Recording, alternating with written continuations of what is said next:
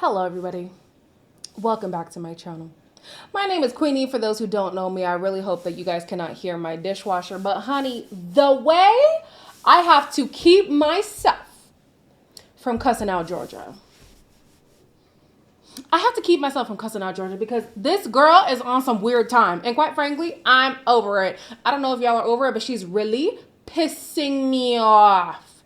Truly. But before I get into it, please make sure to like this video, subscribe and hit the bell and leave a comment down below before we get to Georgia because we're going to get to her. Okay? We're going to get to her. The episode starts off with Tyra and Nakia having their conversation because, of course, Tyra being coupled up with Kale was not on Nakia's bingo card. Bold move, bestie.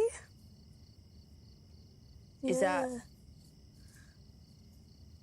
I do feel a little bit stabbed in the back by Tyra, just a little bit. I definitely pushed any feelings I had for him to the back of my brain because I wanted that for you. I wanted to respect you guys. Nakia can be a bitch for sure. I want her on my side. Obviously, she's just like me, different font, and you know, he liked me, so must like her. So I have a few thoughts. Okay. Personally, again, I skipped the date where they became exclusive. So I wasn't even thinking these two were exclusive. And even when they were exclusive, I don't know, I just wasn't fully buying it. So everybody being up Nakia's ass for being chosen by Andy just didn't really hit for me the way that they were trying to make it hit, you know? So I'm just like, whatever. It's fair game for Nakia. It's fair game for Kale, I guess, now that he's with Tyra. Now with Tyra, I do have to give her a side eye though. I do. Because in as much as it is kind of weird to be like, hey, bestie, I do have feelings for your man, it kind of would have been nice to have a little insight on where you did stand with my man so that I'm not blindsided when it's either in the villa or outside the villa. Y'all want to try something and I'm just like, but you're my best friend. Why are you after my ex-man? Doesn't really fully make sense. It just doesn't make sense. I feel like, hey, y'all relationship ended. It's open season. Now, me personally, would I do that? I don't think so. I haven't met anybody that convicted me that much that I would go after them, even though they're my best friend's man. I don't know that I've ever been convicted by somebody that much. But Tyra has been. So that's her business. Who had said it? Was it Andy? I think Andy was asking Nakia, how would you have even wanted Tyra to say, hey, by the way, I have feelings for the guy that you're partnered up with, which is valid. How does that conversation even come up? And Nakia really does have like a nasty side to her that makes me wonder, why is Tyra even friends with her if she's literally like on the back foot sometimes when it comes to, is the back foot the right thing? On the defense, let me say. When it comes to Nakia, who's supposed to be your best friend. I don't know. To me, is that really a best friendship? Even when people call themselves best friends in this show, I'm just like, y'all have known each other not that long. Relax. So yeah, I do understand Tyra just feeling like there was really no good way to say it. But I think the reaction would have been different if she said it. I don't know if in some way they said it. Because we've been saying, like, Kale and Tyra, Tyra. Kale and Tyra are just snuffing their coupling out of optics, not because there aren't feelings there. And I think that it would have been nice for the people who they were coupled up with at the time to know that that was the reason why they aren't pursuing it, not because there's nothing between them. That's my personal opinion. Abby is convinced that Reed is not on Love Island to find a love connection. Personally, I would agree. He's just playing the game. I know he doesn't like this new girl. He's just such full of shit. So where do you see this going? Well, hopefully more than just our great chats. I don't want them to tell me I told you so, please. Okay. That's all I ask. Okay, that's fair. That's fair. I would actually just... When I do talk to him, it seems genuine. He doesn't seem like he's playing with me. I'm of two minds with this as well. Like, this whole episode has me just like, well, I can see this side, but I also see that side, you know? With Abby, I'm just kind of like, well, weren't you warned? Oftentimes, I think, especially as women, we can be delulu in this way. We think we're going to be the exception to the rule. But the reality is, Reed has shown a pattern that you just cannot deny.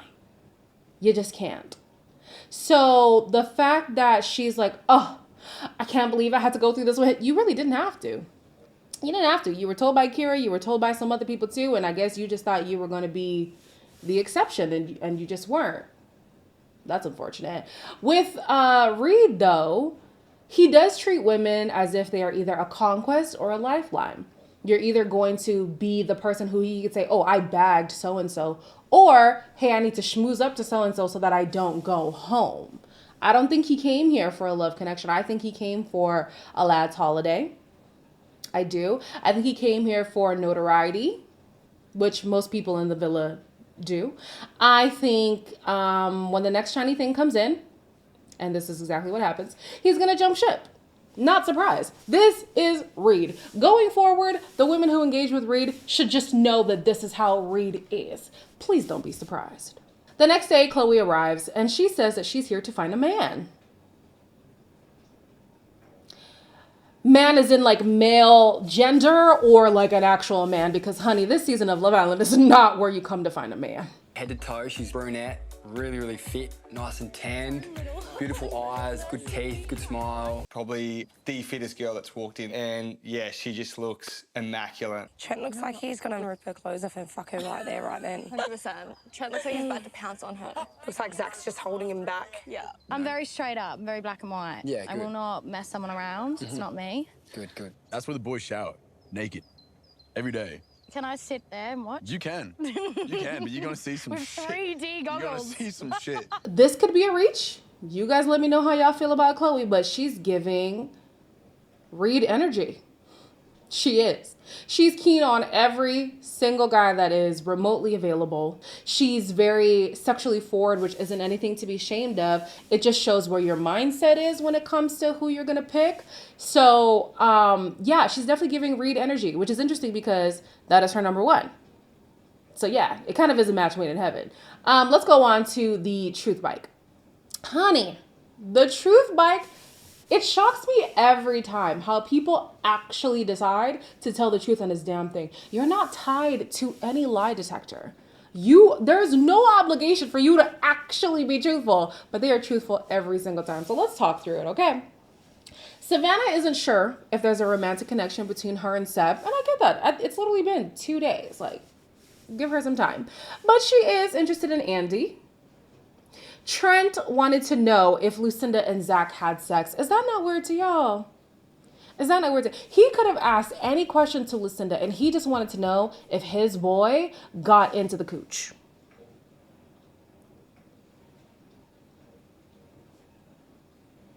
Okay. Then we have Lucinda, who says that she is aware that Zach is a douchebag, but she loves this douchebag. Okay. This douchebag of hers is interested in Georgia.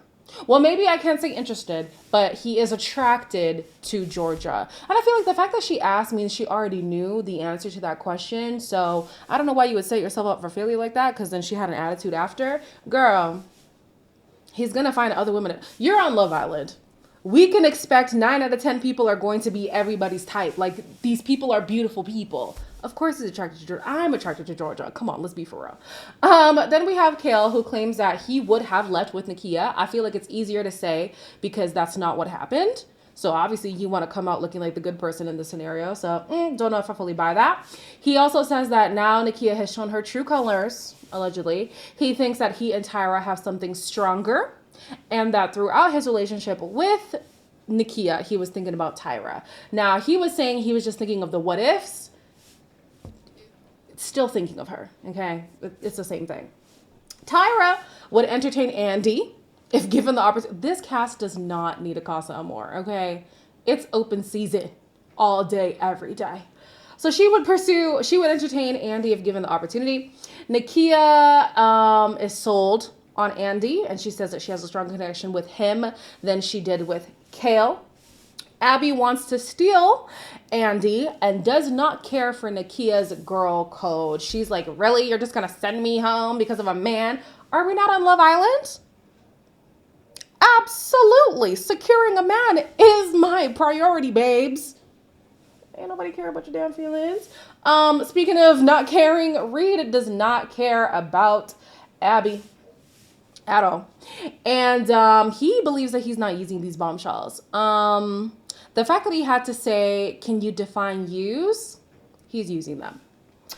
Tasia is starting to see the red flags in Reed and is more sexually attracted to Nate. Girl, yeah, big mistake going for Reed over Nate. Like, I'm still trying to justify that in my head and it's just not making sense. Chloe's number 1 is Reed right now and her number 2 is Seb. Trent thinks that he is a good kisser. Honey, it has been a report by every single woman that he is not good. Like, yeah, rate yourself. It's great that you rate yourself, but oh my gosh, be a little bit realistic, okay? And he thinks that Georgia will find her way back to him, while Nate is not threatened by Trent at the date of publication. Georgia is questioning her decision about picking Nate, wanting to pick Trent instead. She is keeping the door open with Trent and thinks that they will work better on the outside. I'm here just like this girl. Like, she's so freaking annoying. So you're going to keep going back and forth, crying one day, oh, kissing this one the other day, and then kissing that one the other day and whatever. And then you had the opportunity to actually make your decision at the recoupling, and you chose Nate. Just the next day to then say, I'm questioning it. And even on the outside, I think it would be better with Trent. Then go with Trent. Like, what do you do? Let me chill, girls. Just a TV show. Moving on. Abby's feeling really down because she feels like there's nobody in this villa for her. What's the matter? I just feel like shit. I know. And Reed saying it's my attitude. There are a lot of questions that didn't need to be asked. He put me down. And that's why I haven't opened up myself to anyone else. And I'm finding it hard to talk to people. Now, let me preface this by saying maybe attitude is not the word that should have been used. Okay? She's feeling a way that Reed called her out on her bad attitude, saying that's part of the reason why he didn't want to pursue her anymore. And in as much as it is hurtful to hear that, I agree. Again, maybe attitude is not the word, but she's not open. She's really not. Ryan was trying to talk to her. Some other people have been trying to talk to her, and she's just very defensive. She's closed off. She does not want to let you in. And so you have these guys who are genuinely trying to put this out there to pursue you. You didn't want to let them in, but you wanted to struggle with Reed, who you had to force some intentionality from him. And he just wouldn't give, after expressing the fact that he did not put any intention into pursuing you. I forgot what I was saying. My train of thought completely left me. Basically, you asked him to step up and he didn't, and you still stayed. How can we help you? I mean, this has already happened in the past, but like, babe, I don't know what to tell. Like, I don't know what to tell you. It sucks hearing people say, "Oh, your attitude sucks." But your attitude isn't in a position to allow people in, to have a genuine connection, especially if that's what you want. Because looking at Abby, it looks like she does want to be a lone wolf, but after today, obviously she does want to have companionship. So babe, open yourself up. Reed has been accused of jumping from bombshell to bombshell. He's not beating the allegations. You've just brushed me off over 2 seconds. She's literally arrived today. Yeah. Right? Basically, it's a yellow brick road for me to Reed. So I'm going to go guns a blazing towards Reed and see what happens. Get out of this reputation that you have. Maybe like a ballerina PT that's going to join the He's dance smooth floor. talking. I was looking at what everyone was wearing. I was like, I'll go green. Yeah, it's my favourite colour. Is it now? Yeah. Beautiful. I have a lot of green. At this point, when it comes to Reed, if you got a vagina and a pulse, you got a chance. And even the pulse thing is, we don't even know if that's true. But the women just need to know Reed is going for the next shiny thing. If you're cool with that, great. If you're not cool with that, pursue somebody else. Chloe at least seems to be on the same time that he is, so maybe he's met his match. But yeah, Tasia, find somebody else. Abby already ended things with him, but like, find somebody else. And maybe even you too, Chloe. Georgia really does frustrate me. I think of all the women that I've been watching on Love Island, on any franchise that I watch, she might be the most annoying person ever. Ever. And it's just the fact that she's just so wishy-washy. Even the fact that she's into Trent alone emphasizes how much she frustrates me. Do you think you and me are better matched? Obviously you do. 100%. It's so hard. Like, it's literally really hard. Man. Just give me a chance. Okay. Do you think you should? Yeah. Just pick Trent. Just pick Trent. Anytime you are conflicted about having to stick with Nate while thinking about Trent, you cry. You cry. And you might not know where your head is at, but honey, your body is telling you you want to be with Trent. I don't know why, but you want to be with Trent. Okay? And even on a real tip, Nate and Tasia, to me, would be a better couple if they gave it a chance. Lord knows why that didn't go anywhere. I don't remember what happened there. I think he was just stuck on Georgia. Yeah. But they got a better chance than Nate and Georgia, because this girl, being with somebody who's constantly thinking of the what if regarding another person, don't do it. Don't do it. And I hate to be on Trent's side, like rooting for him, but honestly, yeah, go for Trent. And even if I was Trent, I would think, well, do I want to be with somebody who's so wishy-washy too? I think even he should be looking at Georgia like, okay, girl, why is it so hard for you to make a decision? Why? You literally said you think it is better on the outside. You think it will be better on the outside with Trent over Nate. What is the discussion after that? There is no discussion after that, if you ask me. So in the evening, she finally decides to pull Nate aside and tell him, you know what? I think I want to go for Trent. Yeah, I'm quite vibing him. Yeah. Like, I think we have a really strong connection. Yeah. And I kind of want to see where that goes. Yeah. What was like selling point? Was it just like? There's no selling point. It's just like I coupled up with you because obviously I'm gonna start crying. Shit. No, don't start crying. What is it like about him that really gets y'all? I just want to know. I know it's just It has like me it's confused. just a gut thing. I was here looking at Nate like, Nate, babe, don't beg it. Please don't beg it. Don't ask this girl, what was the reason? Let it go. Let it go. The girl has made her decision, so we think. So just let it be that. I can understand how frustrating it is because she does go back and forth or whatever, but honestly, you want somebody who is sold on you. Georgia's not sold.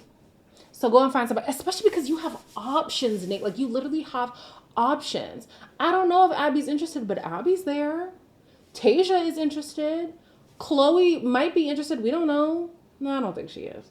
But whatever, like, there are single women who are open for pursuit. Like, go somewhere else, please. Then this girl, Georgia, in the next episode is going to talk about, I think I made a wrong decision. Shut up. Just shut your mouth. Shut your mouth, please. I'm so tired of Georgia and her tears. It is annoying. It is exhausting. It is agonizing. This is why Love Island Australia needs to have a public vote, and not for the damn super fans, which somebody sent me a DM and you guys can actually apply to be super fans. Next season, we're applying to be super fans, guys, because our voices need to be heard. Georgia needs to go. Tired of her. She's so annoying. Anyways, as always, please make sure to like, comment, share, and subscribe. And I want to remind everybody, these are opinions on people who I see on an edited television show. Take everything as a grain of salt. It is just, it's just entertainment, okay? Anyways, I will see you in the next one.